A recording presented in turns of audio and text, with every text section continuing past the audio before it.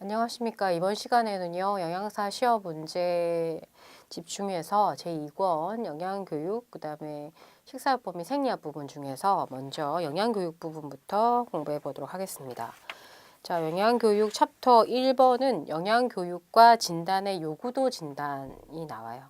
그래서 일단 영양교육에 대한 그 기본적인 내용들하고, 그다음에 이제 지역사회의 요구도 진단에 대한 부분들이 나오는데, 일단 문제 1번을 보시면 영양교육과 상담의 궁극적인 목적은 무엇인가 이렇게 되어 있어요. 그래서 그 영양교육의 목적을 묻는 문제가 2008년도에 기출됐었는데, 영양교육의 목적은 첫 번째가 피교육자들의 영양 개선, 그 다음에 건강 증진, 그 다음에 질병 예방, 그 다음에 국민 건강을 위한 의료 비용 절감, 그 다음에 체위 향상과 국가 경제 안정 도모, 그 다음에 국민의 보건과 번영의 기여, 이렇게 6가지가 영양교육의 목적이에요. 그래서 이 중에서 이제 가장 궁극적인 중요한 목적을 찾자면 보기 4번에 있는 영양 상태 개선과 건강 증진이 가장 크겠죠. 결국은 최종 목적은 국민의 질병을 예방하고 건강을 증진하는 것. 그 다음에 이제 체위 향상이나 체력 향상, 이런 것들. 그 다음에 결국 전체적인 복지와 번영에 기여하는 것. 이렇게 정리를 할 수가 있겠는데요. 어쨌든 제가 말씀드렸던 6가지 영양교육의 목적은 출제가 됐던 부분이기 때문에 이제 모두 암기를 하시고, 그 다음에 이 목적의 궁극적인 또 최종적인 목적은 뭐냐면 영양 상태 개선과 건강 증진이다. 이렇게 볼 수가 있겠습니다. 그 다음 3번으로 가면 영양교육의 목표로 옳은 것은 이렇게 돼 있어요. 답은 4번이에요. 식생활에 대한 개선 의욕과 실천. 영양교육이라고 한다는 건 결국은 어떤 식생활과 관련된 지식이라든가 태도라든가 행동을 개선하는 것입니다. 그러니까 교육을 하겠다라는 거는 개선하고 스스로 실천해서 행동의 변화가 오는, 그러니까 결국은 행동을 개선하고 그 다음에 실천해서 변화가 오는 것이 가장 주 포인트가 되겠습니다. 그러니까 영양교육의 목적이라고 하는 것은 결국은 개선 의욕과 식생활에 대한 개선 의욕과 실천, 이렇게 볼 수가 있겠죠. 3번의 답은 4번이 되겠습니다.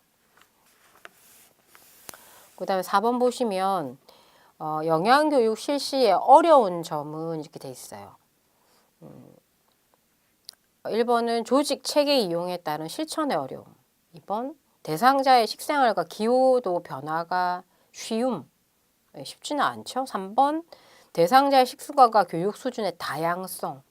맞아요. 그래서 답은 3번인데요. 일단 영양교육을 실시를 할 때 물론 1대1로 하면 가장 좋겠지만 그러면 이제 시간이나 비용이 너무 많이 소요가 되기 때문에 이제 보통은 이제 단체를 여러 사람을 대상으로 하게 되는데, 문제는 대상자의 어떤 구성이 단일하거나 또는 획일적이지 않고 또 식습관이 다 다르고 개인의 경제나 식생활이 직결이 되어 있기 때문에 굉장히 어렵다. 그래서 대상자의 식습관이나 교육 수준이 굉장히 다양하고, 그 다음에 또 이제 문제는 뭐냐면 그 식습관에 대한 어떤 생각들이 굉장히 보수적일 수가 있다. 그래서 다시 그 변화하기가 쉽지 않다라는 그런 어려운 점들이 있죠. 그래서 보기 중에서는 3번 대상자의 식습관 및 교육 수준의 다양성, 이 부분이고, 그 다음에 쭉 어디로 가느냐 하면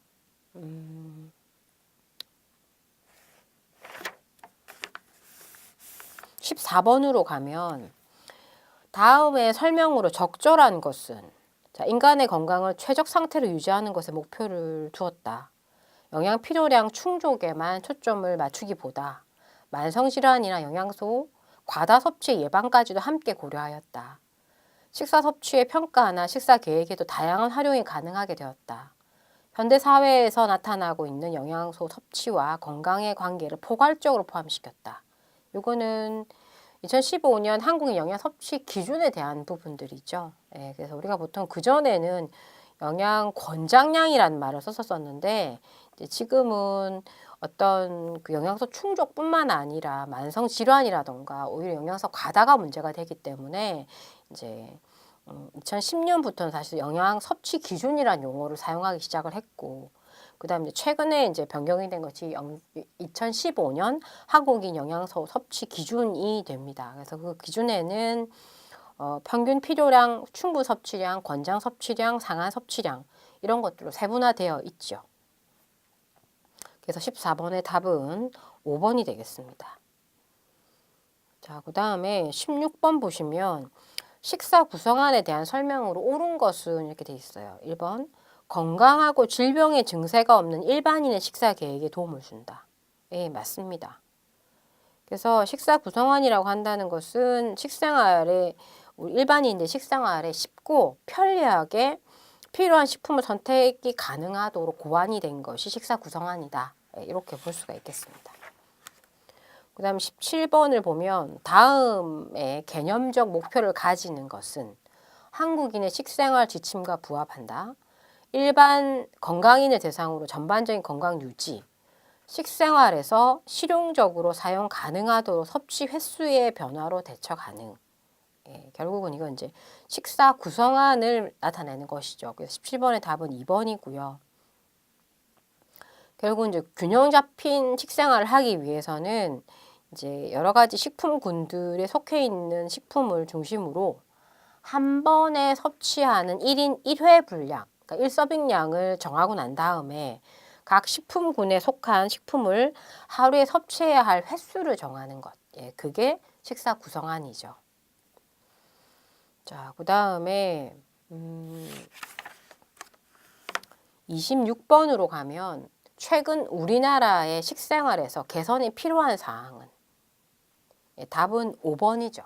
인스턴트 및 기호식품의 소비 증가. 예, 그래서 이제 인스턴트 식품은 이렇게 패스트푸드라고 부르는 것들, 예, 그로 인해서 비만율이 상승하고 있고, 그 다음에 이제 기호식품 여러 가지 뭐 커피라든가 이런 것들, 예, 그런 것들 소비 증가 이런 것들로 볼 수 있겠습니다. 그래서 26번의 답은 5번이 되겠고요. 그 다음에 이제 챕터 2는 영양교육과 사업의 이론 및 활용이에요.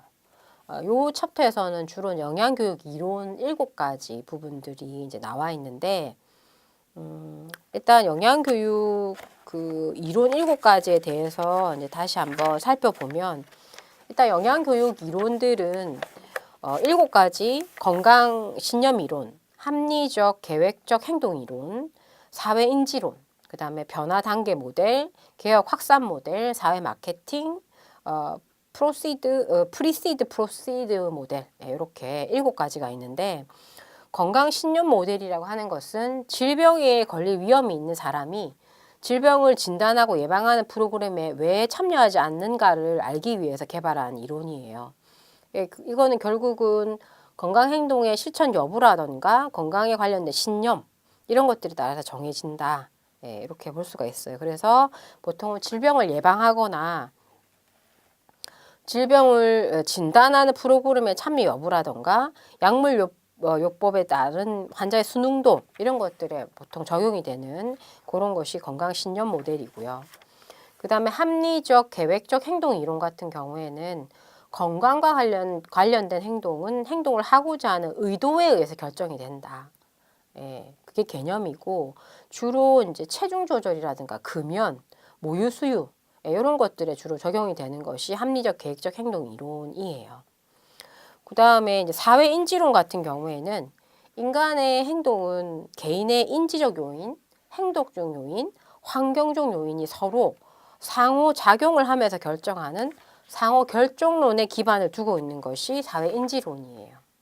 그래서 이제 주로 그 식생활 변화에 영향을 주는 다양한 요인들을 파악할 때 주로 많이 사용이 되는 것들이고, 주로 이제 편식 아동들, 초등학교 편식 아동들이 채소 잔반이 많은 경우에 이때 이제 주로 이 사회 인지론을 이용을 해서 영양 교육을 하게 되죠. 그 다음에 변화 단계 모델 같은 경우에는 행동 변화에 대한 대상자의 현재 의도와 행동 상태에 따른 단계를 구분하고 그 단계에 따라 다른 전략을 사용하여야 교육 효과를 얻을 수 있다는 이론이에요. 그러니까 예를 들어 금연 행동 같은 경우에 초기 이제 금연 행동에서 시작된 초기 이론을 식생활 이론, 행동 이론으로 적용하는 것으로써 맞춤식 교육을 가능하게 해서 효과가 크다 해서 최근에는 많이 주목받고 있는 그런 이제 그 영양교육 이론 방법이 되겠습니다. 그래서 이제 보통 이거는 이제 변화 단계 모델 같은 경우에는 이제 골다공증 예방을 위해서 이제 그 건강 증진 사업 프로그램을 실시할 때 이제 행동 단계 변화를 파악하기 위해서 보통 이 방법을 사용을 하고 있고요. 그 다음이 개혁 확산 모델인데, 개혁 확산이라고 하는 것은 이제 기존에 없었던 새로운 아이디어라든가 기술이 일정한 경로를 통해 사회 구성원한테 전달되는 과정을 보통 개혁 확산 모델이라고 해요. 그래서 이 개혁 확산 모델을 위해서는, 확산을 위해서는 대상자들에게 적합한 의사소통 경로를 통해서 정보를 전달하고 대상자의 일부에게 개혁을 받아들여 실제로 행동에 옮기고 그 행동을 강화시킬 수 있는 요인을 찾았을 때 확인 과정을 거쳐서 재택학을 하게 되는 것이 개혁 확산 모델이다. 그 다음에 6번째가 사회 마케팅인데, 이거는 이제 대상자에게 필요한 정보를 제공하는 프로그램에 직접 참여하도록 하는 그런 것들이죠. 그 다음에 이제 프리시드, 프로시드 모델 같은 경우에는 문제의 진단, 프로그램 계획, 실행 및 평가에 이르는 모든 과정 연속적인 단계를 제공하는 포괄적인 건강 증진 계획에 관한 모형을 이제 얘기를 하는 거죠. 그래서 뭐 정보 수집 같은 프리시드 과정과 그 다음에 계획 수행과 실행에 대한 효과 같은 것들을 이제 체크하는 프로시드 과정에 총 9개 단계를 다 포함되는 과정이 바로 이 프로시드 모델이다. 이렇게 볼 수가 있겠습니다. 자, 그렇게 해서 지금 이제 영양교육 이론 7가지를 얘기를 했는데요. 1번에 보시면 교육 대상자에게 대장암의 위험성, 대장암에 걸렸을 때 건강에 미치는 심각한 영향을 교육하고 다양한 채소, 과일을 많이 섭취하고 지방을 섭취를 줄였을 때 이득을 교육한다면 어떤 영양교육을 이용할 것인가. 그래서 이 답은 건강신념 모델이에요. 2번. 그러니까 이 건강신념 모델은 질병에 걸릴 위험이 있는 사람이 질병을 진단하고 예방하는 프로그램 왜 참여하지 않는가를 알기 위해서 시행한 거죠. 그래서 이제 이러한 대장암의 위험에 대해서 인지하고 그다음에 이제 교육을 하고 난 다음에 섭취했을 때 어떤 이득이 있는가, 이것은 이제 건강신념 모델을 이용한 그런 영양 교육이다. 그래서 1번의 답은 2번이 되겠습니다. 자, 그다음에 행동 변화 단계 모델인데요. 요거는 일단 이제 그 골다공증 같은 경우에 이제 영양 교육을 할 때 각각의 이제 그 제시 모형들이 있었었죠. 그래서 고려 전 단계, 그다음에 고려 단계, 준비 단계, 행동 단계, 유지 단계, 이렇게 5가지 모델로 단계를 나누어서 이제 구성을 했던 그런 부분들인데, 예를 들어 이제 골다공증 같은 경우 고려 전 단계는 6개월 안에 행동 변화에 실천을 할 예정이 없다.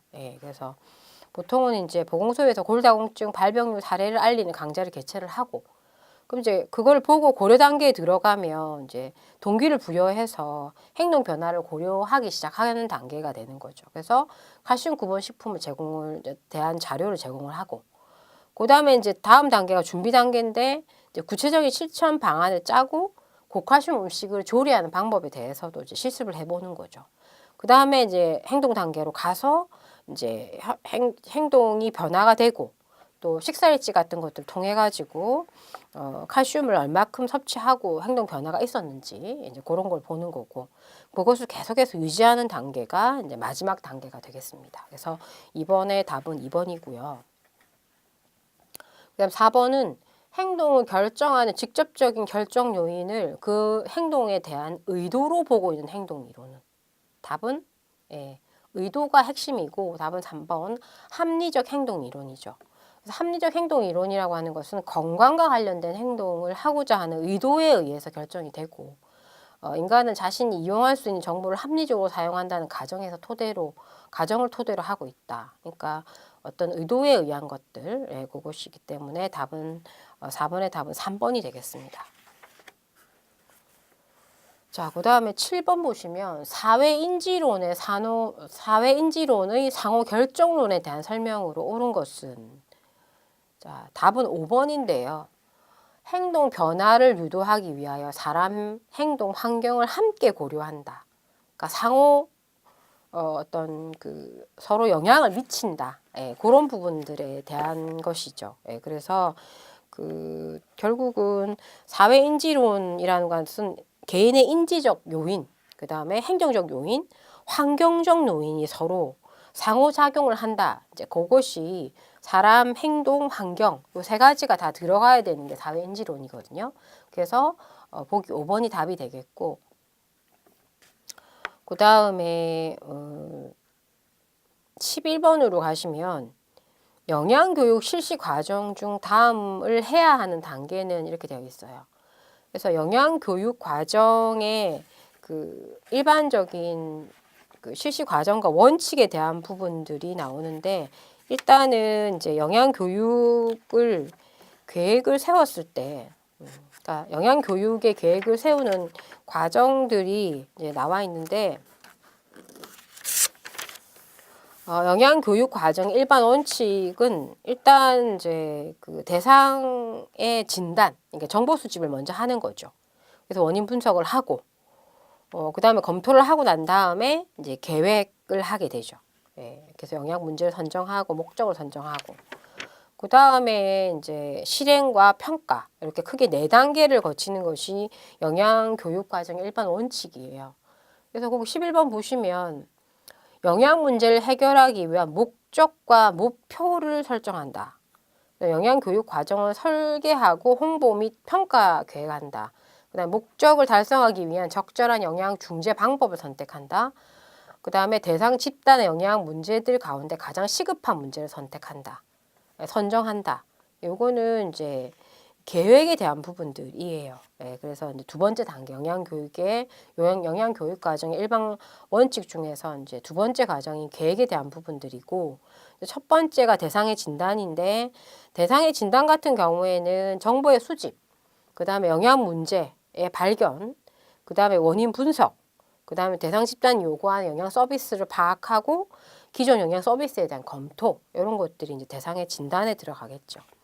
그 다음이 계획이고, 그 다음에 실행인데, 실행 같은 경우에는 이제 융통성과 관리 능력이 요구가 되고, 영양 교육 시 발생 가능한 문제를 예측하고 대처하는 것이 필요한 단계가 실행 단계이고, 그 다음이 평가예요. 그래서 면접법, 관찰법, 질문지법 등의 도구를 이용을 해가지고 목표에 달성했는가를 객관적으로 확인하는 과정이 평가가 되겠죠. 그래서 11번의 답은 1번이 되겠습니다. 자, 그 다음에 15번으로 가면요. 영양교육의 효과 평가에 대한 설명은, 그러니까 효과를 평가하는 부분에 대해서, 그래서 평가는 이제 아까 뭐 면접법, 관찰법, 질문지법 같은 것들을 이용을 해가지고 실제로 이제 그 교육 진행 과정의 결과를 객관적으로 평가하는 과정이다, 이렇게 얘기를 했고요. 그래서 답은 4번. 교육 후 대상자 영양 지식, 식태도, 식행동의 변화를 알아보는 것. 예, 그게 이제 평가이지요. 예, 그래서 목표를 달성했는지 여부를 이제 체크하는 겁니다. 그래서 15번의 답은 4번이 되겠고요. 16번은 영양교육 실시의 일반 원칙. 일반 원칙은 이제 일단 아까 그 앞에서 영양교육 과정, 실시 과정과 같다. 그러니까 아까 대상의 진단이라는 건 실태 파악을 말하는 거고, 그 다음에 문제 발견, 그 다음에 이제 진단, 대책 수립, 실시 효과 판정.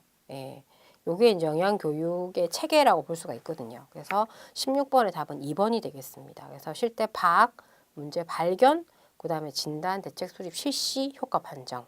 그래서 16번의 답은 2번이고요.